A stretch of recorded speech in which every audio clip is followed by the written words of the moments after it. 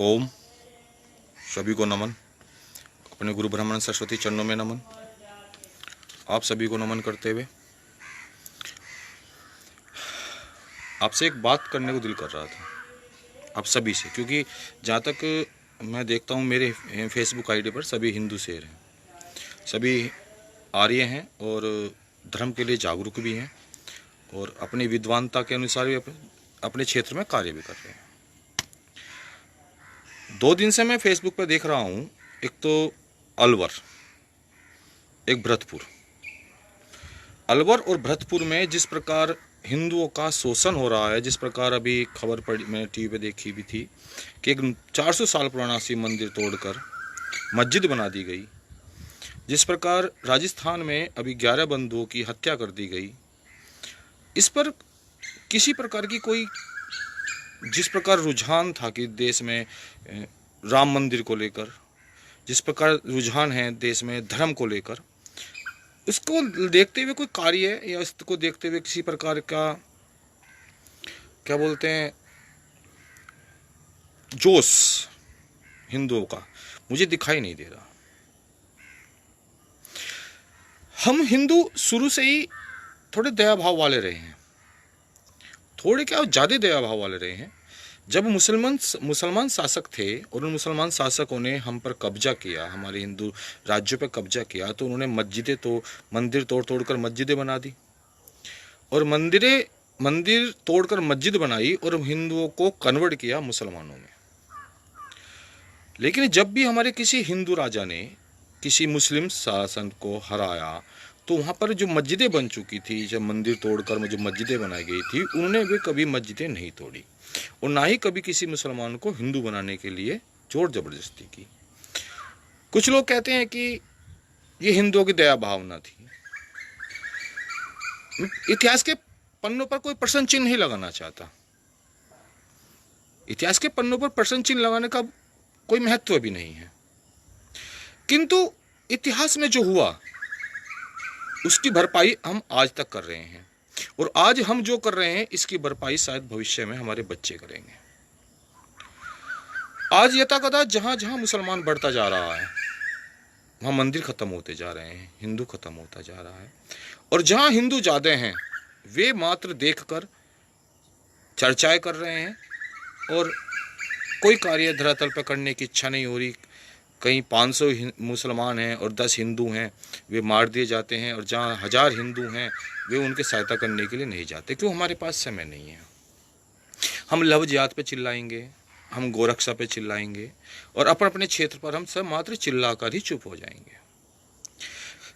भरतपुर जाटों की रियासत, पहले भरतपुर पा जाते हैं, भरतपुर जाटों की रियासत, और भरतपुर के ही जिले के क्षेत्र में मंदिर तोड़कर मस्जिद बनाई जाती है, तो शर्म आती है। शर्म आती है कि अपने आप को सूरजमल की फोटो लगाकर हिंदूवादी लोग जो चिल्ला रहे हैं उनकी तलवारों में जंग लग चुका है। कभी कभी इतना आत्मग्लानि से भर जाता हूं कि लगता है कि जीवन व्यर्थ हो गया।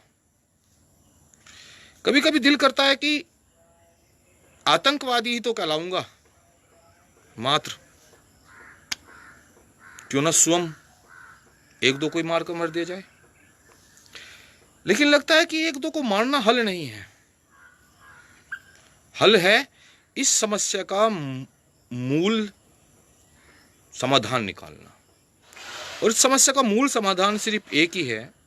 जिस प्रकार अटल बिहारी वाजपेयी ने एक बार कहा था कि सभी नदियों को अगर एक साथ जोड़ दिया जाए तो समान रूप से पानी हर क्षेत्र में पहुंच पाएगा। अगर इसी प्रकार जहां हिंदू कमजोर है वह ताकतवर हिंदू वहां पर सहायता दे तो शायद इसका एक समस्या का हल निकल सकता है। क्योंकि मेवात, अलवर, भरतपुर, कैराना, दिल्ली, जगह जगह मजारें बनाई जा रही हैं, जगह जगह मुसलमान प्रभुत्व जमाता जा रहा है, और हमारा एक बेटा है, इसकी जान चली जाएगी तो क्या होगा। डर तो लगता है हर बच्चे को खोने का, अपने माँ बाप को। शायद मैं अपने माँ बाप के पास रहता तो शायद मेरे माँ बाप को भी डर लगता कि शायद मैं मर जाऊंगा तो क्या होगा। लेकिन आज का डर कल को नस्ल खत्म कर देगा। अगर आज हम डर के बैठे रहे ना तो ध्यान रखना हम खत्म हो जाएंगे और हमारा अंत हमारे सामने है। जो इतिहास में हमारे राजाओं ने गलती की, कहीं मुसलमानों को जीत लिया तो उनकी मस्जिद नहीं तोड़ी, उनको कन्वर्ट नहीं किया, यही गलतियां हम कर रहे हैं। मैं सोचता था जिस प्रकार राम के को लेकर, राम मंदिर को लेकर जोश है, अब शायद हमारे देश में हर मंदिर जहां पर मस्जिदें बनी हुई हैं उनको तोड़कर अब बनाने का समय आ गया है। अगर हम इस समय भी सरकार होते हुए भी कुछ ना कर पाए तो शायद और सरकारों में तो हम क्या कर पाते। कुछ लोग कहते हैं कि सरकारें साथ नहीं देती। सरकारों से क्या साथ चाहिए आपको? क्या साथ चाहिए सरकारों से आपको? देश मेरा है, घर मेरा है, धर्म मेरा है। क्या सरकार से पूछ के हमने कहा था कि हम हिंदू धर्म में पैदा हुए, या सरकार ने हमसे कहा था कि तुम हिंदू धर्म का वोटर आईडी बनो, या सरकार से पूछकर हम अपने मंदिरों में पूजा करते हैं? नहीं, ये हमारे संस्कार है। हमारे संस्कार बचाने के लिए सरकार क्या करेगी? सरकारें हम बनाते हैं, हम गिराते हैं, तो धर्म और देश बचाने की जिम्मेदारी भी हमारी बैठती है। कितने युगों तक चंद मुसलमान हम पर राज करते रहे। क्यों करते रहे? क्योंकि हम लोग आपस में ही सहयोग ना कर कर अपनी अपनी राजनीति, अपना संगठन, अपना नाम कमाते रहे। उस वक्त भी यही था, आज भी यही है। रूप परिवर्तित हुआ है, समस्याएं नहीं बदली। उस वक्त राजा थे, इस वक्त संगठन है, सरकारें हैं, सत्ताएं हैं, समस्याएं जो कि तू हैं। अभी एक बार पीछे पढ़ रहा था भगत सिंह और चंद्रशेखर आजाद जी के बारे में। जब बनारस में फरारी काट रहे थे तो मुझे बड़ा दुख हुआ ये देखकर, पढ़कर, कि उस वक्त वे लोग अखबार बिछाकर सोया करते थे और उनके पास भरी जनवरी के महीने में चद्दर नहीं थी ओढ़ने के लिए।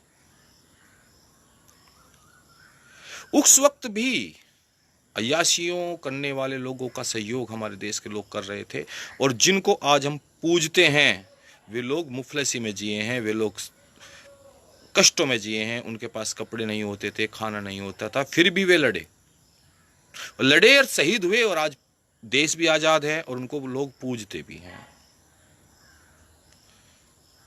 किंतु हम सिर्फ उनको देखकर एक दिन फेसबुक, यूट्यूब या चर्चाएं या कहीं कमेटी बनाकर, संगठन बनाकर पूजन कर लेते हैं, लेकिन उनके चरित्र को जीने की हम क्षमता नहीं बना पा रहे। और यही कारण है कि उस टाइम अंग्रेज और आज के टाइम में काले अंग्रेज यानी कि वामपंथी और मुसलमान हम पे हावी होता जा रहा है और हमको खत्म करता जा रहा है। जो अलवर में हो रहा है, जो भरतपुर में हो रहा है, जो कैराना में हुआ, जो दिल्ली में हो रहा है, वो एक दिन आपके घर भी होगा। मैं दिल्ली से लेकर अहमदाबाद तक पदयात्रा की थी आज से सन 2013-14 के आसपास। तो मैंने उस वक्त ये देखा था कि जितना पूरे देश में लोग हैं, जिस तरह के पूरे देश में लोग बाग हैं, जो विचारधारा है वो ही मेरे मोहल्ले में ही, वो मेरे आसपास भी है। हमारी विचारधाराएं एक जैसी हैं कि जब तक संकट मेरे सर पे नहीं आएगा मैं बिल्कुल भी नहीं आगे बढ़ूंगा। हम संकट आने का इंतजार करते हैं, हम इंतजार करते हैं कि कब मेरे दरवाजे पर कोई पत्थर लगे। अभी मैं आपसे क्या कहूं, आप सभी समझदार हैं। क्या आप रात को सो पाते हैं? क्या आपको अपने बच्चों को देखकर ये याद नहीं आता कि भविष्य में क्या होगा? क्या आपने कभी इतिहास की गलतियों से कोई सबक नहीं लिया? अगर आज, कब तक डरोगे आप? कब तक? मैंने एक दिन फेसबुक पे वार डाला भी था कि कृपया करके सभी हिंदू संगठन एक साथ आ जाएं, एक साथ आ जाएं, और एक हिंदू संगठन एक साथ आ जाएंगे तो शायद कुछ अच्छा कर पाएंगे। कई हिंदू संगठनों से मेरी बात भी हुई, लेकिन कोई हिंदू संगठन एक मंच पर आने के लिए तैयार नहीं है। शायद हिंदू संगठन राजनीतिक मुद्दे बन चुके हैं। लेकिन आप लोग तो फेसबुक पे सब जुड़े हुए हैं, आपके कोई गांव का है, कोई शहर का है, और मुझे नहीं लगता कि ज़्यादातर जो इस वीडियो को देखेंगे उनमें से कोई भी किसी कमज़ोर माँ बाप की औलाद होगा या किसी कमज़ोर दिल वाला होगा, मुझे नहीं लगता। अगर आप 100 लोग वीडियो देखेंगे शायद 2 तो मर्द के बच्चे इसमें से निकल ही आएंगे। जिस तरह राम जन्मभूमि के लिए हम लोगों ने आंदोलन किया, उस तरह हर मंदिर, हर गांव के लिए हमको आंदोलन करना होगा। क्योंकि मेवात में जो बैठी आज औरतों के साथ, बहनों के साथ बलात्कार हो रहे हैं, या अलवर में जो घटनाएं हो रही हैं, जो 11 हिंदुस्तान बच्चे हिंदू मारे गए जो पाकिस्तान से आए थे, उनके साथ जो कुछ भी हुआ, उसमें कहीं ना कहीं हम ताकतवर लोगों की नपुंसकताएं हैं। आप वीर हो, ताकतवर हो, अपने वंशजों को पढ़ें, बस एक गलती ना करें। जहां विजय प्राप्त कर ले वहां अपना झंडा गाड़ने के बाद में दूसरी मूल प्रजाति को, जो मुस्लिम प्रजाति है, उसको चाहे तो उसको हिंदू बनाएं, नहीं तो उसको नमस्ते करा दें। यही एक समाधान है। शायद मुझे नहीं लगता कि मैं ज़्यादा दिन जिंदा रह पाऊंगा, क्योंकि मैं कई बार देख चुका हूं कि युद्ध तो लड़ना ही होगा, और जिस प्रकार हालात चल रहे हैं अकेले ही लड़ेंगे। लेकिन मेरा आप लोगों से हाथ जोड़कर निवेदन है कि हम रहे ना रहें, लेकिन हमारे जाने के बाद कृपया करके ये जरूर सोच लेना कि जो आज आप भाईचारे के नाम पर कट रहे हो, जो आप राष्ट्र धर्म कह रहे हो, राष्ट्र पहले है, धर्म बाद में है, जिन लोगों के भी धर्म नहीं है उनके कभी कोई राष्ट्र नहीं हुए। अगर आप अपना धर्म नहीं बचा पाते तो कभी आप राष्ट्र नहीं बचा पाओगे। सोच लें, चिंतन कर लें। मेरे पास शब्द नहीं है, क्योंकि मैं बहुत दुखी हूं और आत्मग्लानि से भरा हुआ हूं कि मैं अपनी बहनों के लिए कुछ वो नहीं कर पा रहा जो मैं करना चाहता हूं। मुझे किसी प्रकार का कोई फंड या किसी प्रकार का कोई सहायता पैसे की नहीं चाहिए। बस मुझे चाहिए कुछ मेरे जैसे लोग जो जंगल में भी जी सकते हो, मुफलसी में भी जी सकते हो, भूखे भी रह सकते हो, जो जान देना भी जानते हो और जान लेना भी जानते हो। क्योंकि राष्ट्र मेरा है और ये राष्ट्र मेरे धर्म के अनुसार चलेगा। मैं इतना ही कहना चाहूंगा। ओम नमो नारायण।